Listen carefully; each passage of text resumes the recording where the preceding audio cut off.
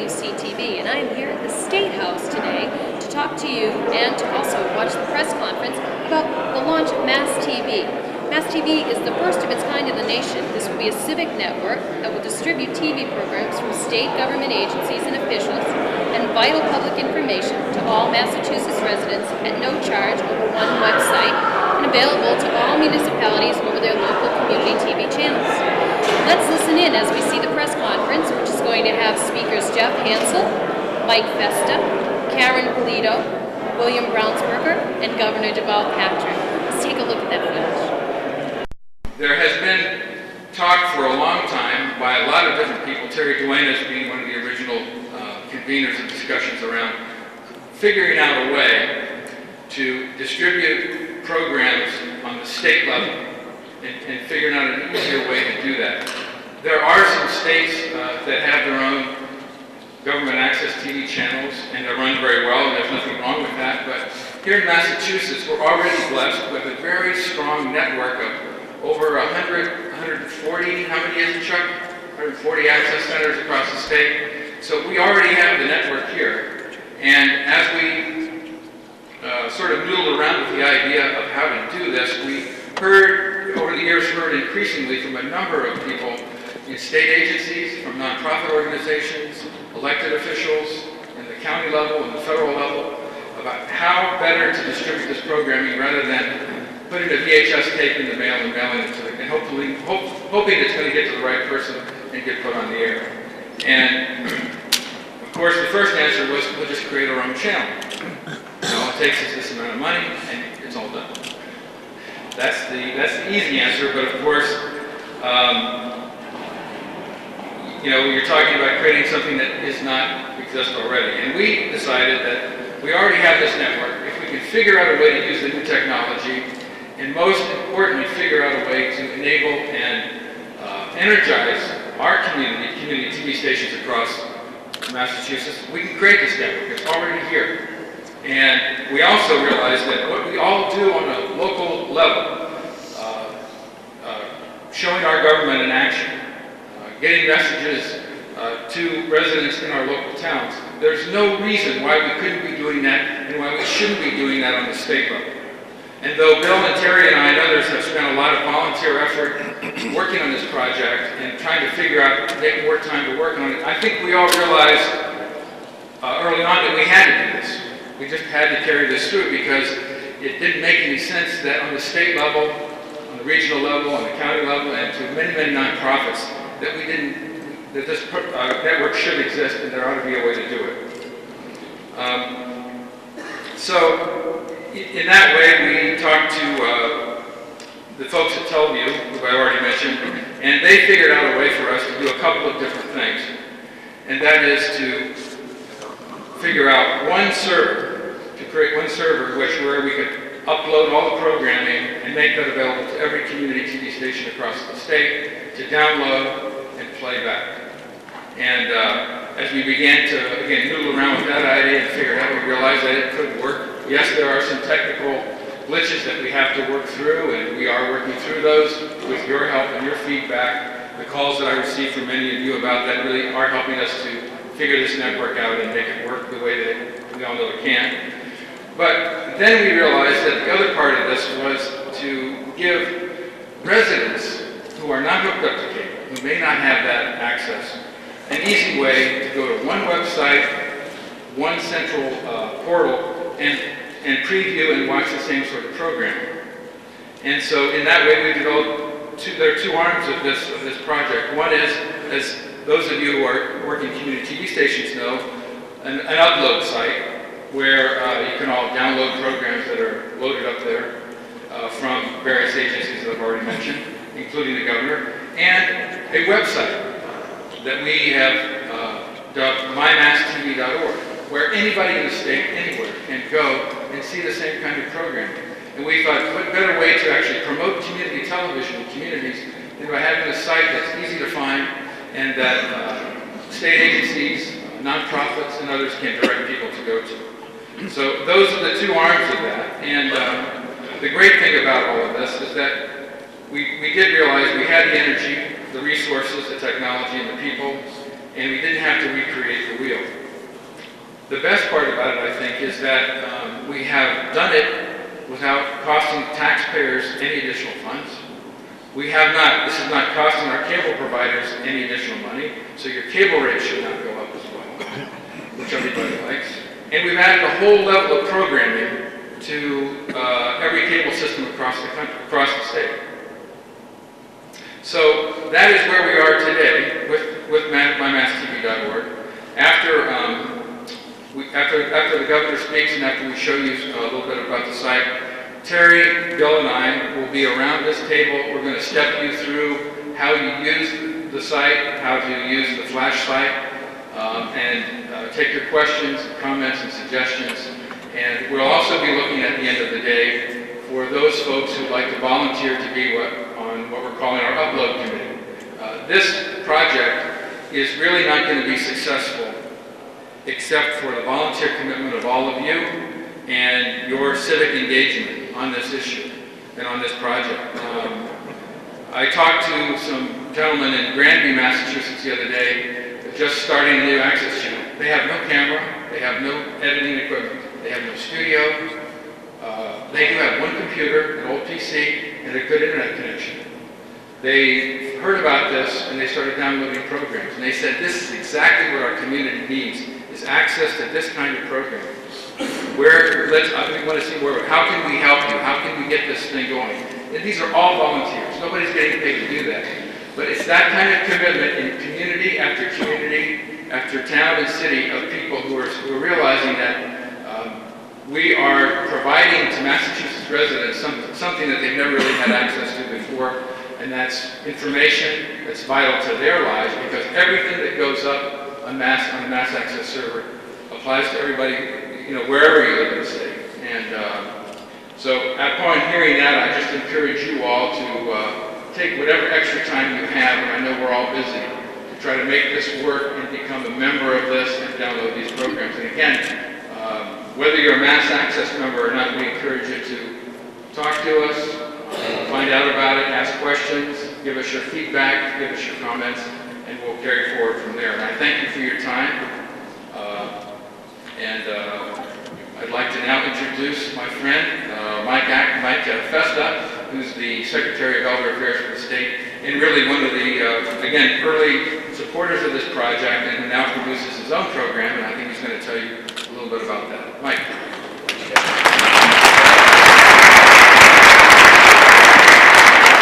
Isn't this exciting?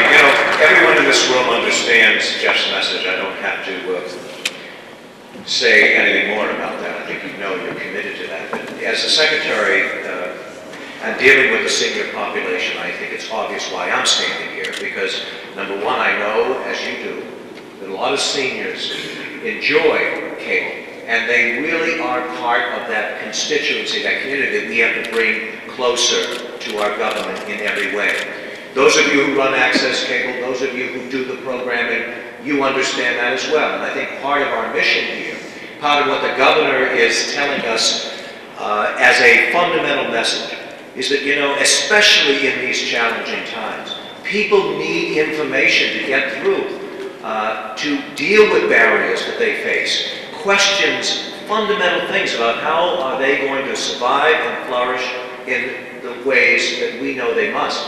And the irony, of course, is this, and I think which is really propelling the governor to have led this in cooperation with and with the leadership of others. Certainly, Jeff, you've been extraordinary, Terry, and I do want to thank you before I get too far along about your leadership, and because truly you have made this happen. It's an idea, to be sure, that's compelling, but you're the ones that are doing the work, and I really appreciate that on behalf of the government. But the point about the governor's vision of this, of course, is that we do a lot of things in government.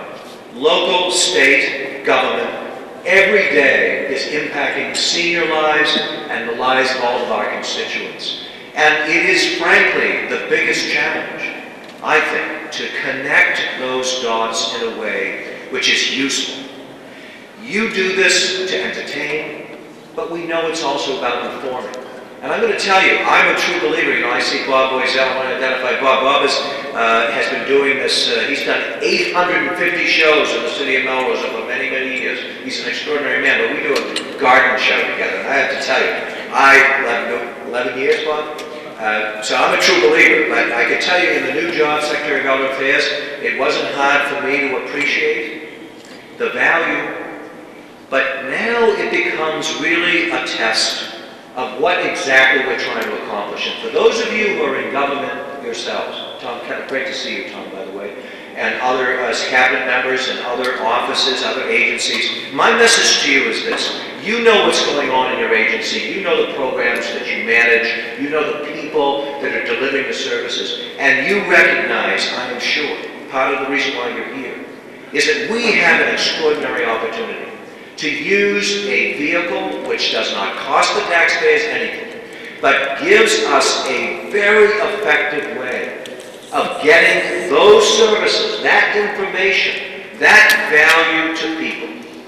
And the truth also is, and I have to tell you, as Secretary of Government Affairs, it amazes me. As much as we go out and we go to the senior centers and my staff do wonderful things, it's still amazing how many people have no idea what the circuit breaker is.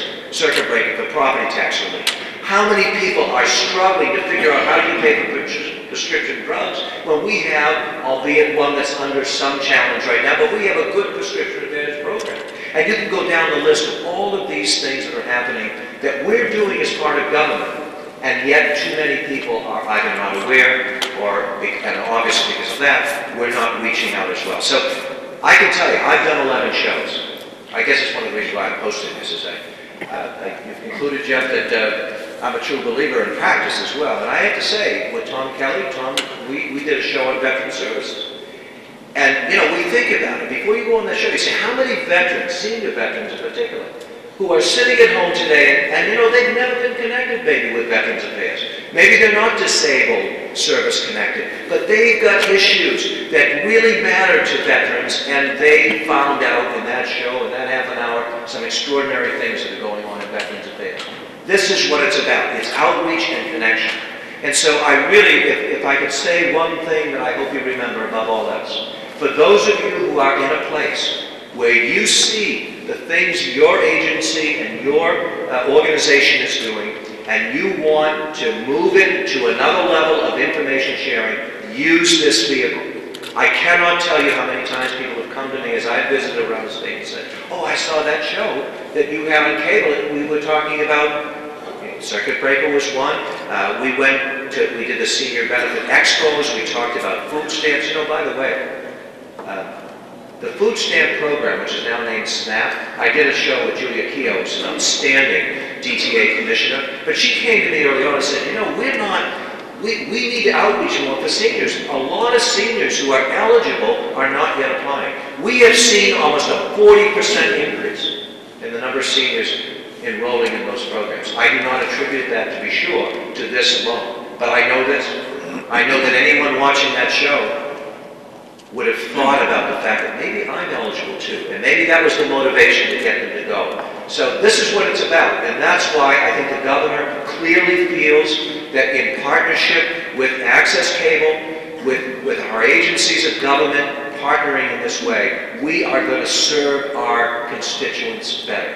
Okay, well, you know, this is all happening in Belmont. This is, the media center is extraordinary. I have to say that's where we've been taking the shows. And, you know, Jeff, who started this program, has done some extraordinary things in that facility. I want to thank him personally, as well as Julie, for helping do our job of getting Senior Scene out. And representing the town of Belmont is an extraordinary force. I must say, I've gotten to know Will as a representative, and he's a great lawyer outside of the work he does in government. And he is a true believer of the matters that we're speaking of today. And so it's with great pleasure that I introduce Representative Will Brownsberger of Belmont.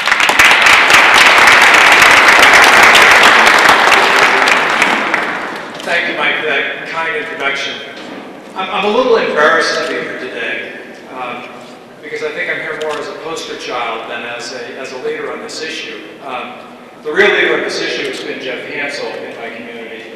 As running this media center, he has made it so easy for me to begin using cable TV and the internet video capability as a medium of communication. So it's just something he's made tremendously easy. But it's a great pleasure for me to be here with you to honor him and the others who have been involved in expanding this facility statewide.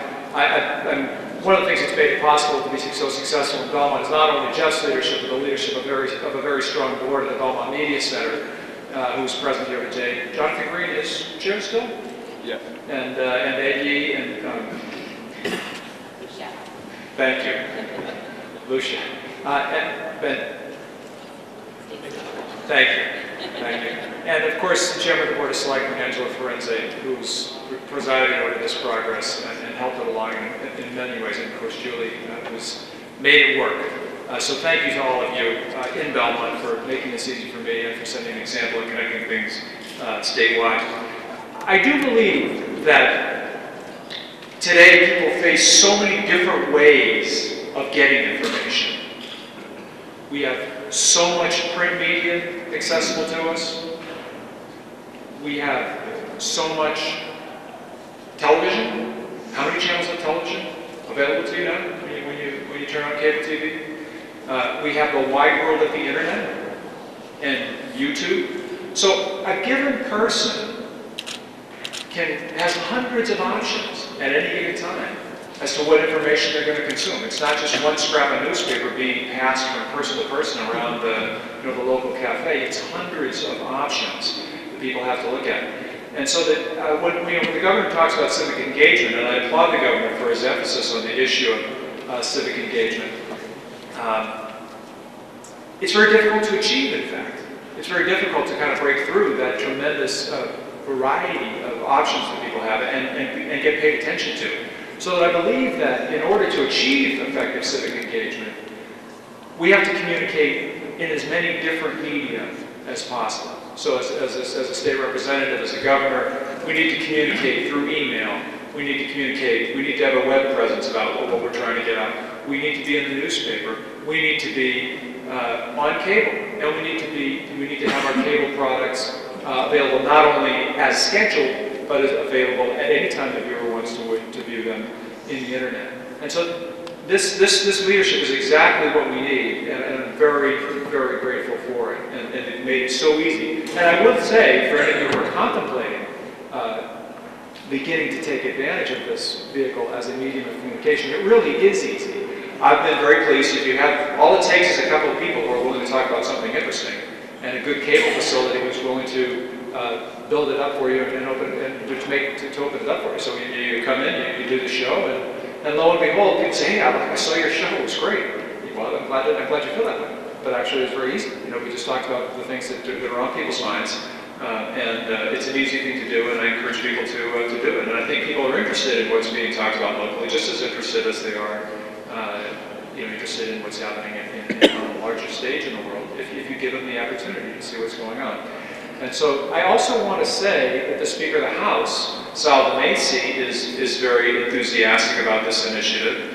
And he's, in the House of Representatives, we have been working hard to make all of the debates and the committee proceedings available online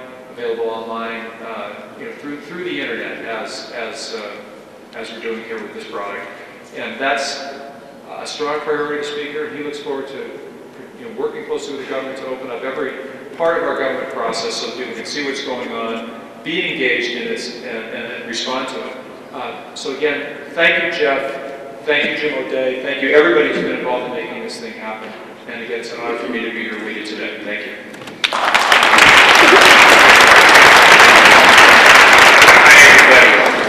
Jeff, thank you. I'm so sorry I'm late. We're just down at the funeral for Lieutenant Kelly, the firefighter who was lost on Friday in the terrible accident in Mission Hill.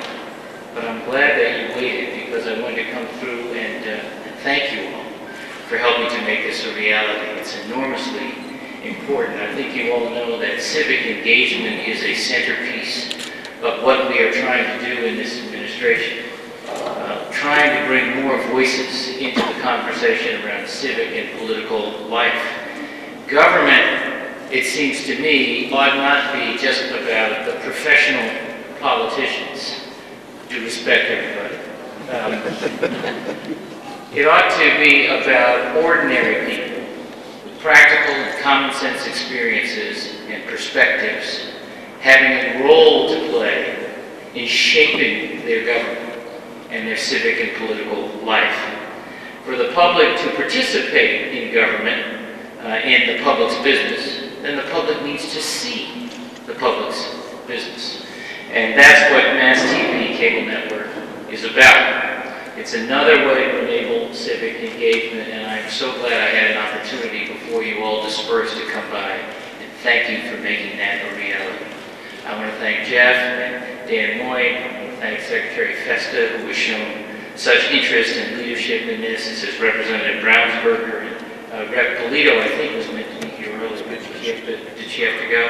And have you all met Jim Day, by the way? Yes. There he is.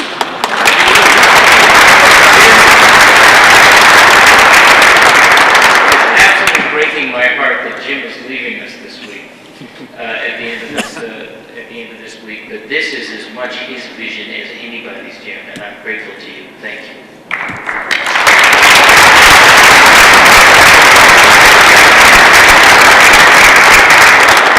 Let's go to work, everybody. Thank you again. Appreciate it.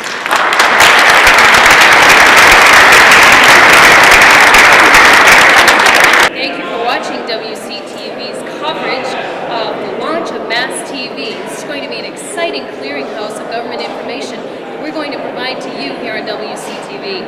I'd also like to thank my cameraman, Dan Dilworth, you for watching us here on WCTV. I'm Lisa Capalla, and we'll see you soon.